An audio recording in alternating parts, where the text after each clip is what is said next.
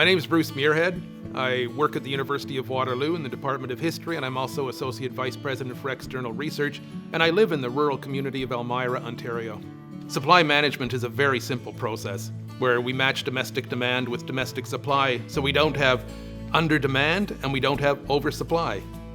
I became very interested in supply management following my Norwegian experience when I began investigating situations of egg farmers in other countries and began to discover that those egg farmers, the models that we were supposed to emulate, were actually much, much worse off than Canadian farmers, largely because they were at the mercy of the market. That didn't seem to me to make sense.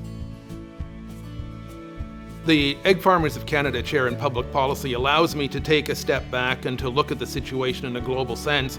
I hope to put some sanity back into the examination and discussion of supply managed sectors, to bring it back to the place where it began from, which is a Canadian system that responds to Canadian issues of food security, food sovereignty, of farmer sustainability, of farmer resilience, in a way which I think that the critics, if we ever adopted the systems that they propose, would never happen. When I retire from this position, I will leave behind a body of work that will provide a foundation for farmers to continue the fight for supply management. I hope that the fight doesn't have to continue for much longer, but if it does, I hope that my work will inform the discourse and inform the debate about supply management in a way which will only lead to the position of, yes, we have to keep supply management.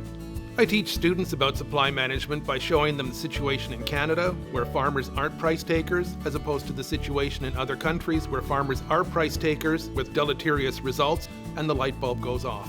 Growing up on a dairy farm, supply management wasn't something I thought about, but it was after doing more research about the different agricultural systems that exist around the world and how that impacts farmers and consumers, often negatively.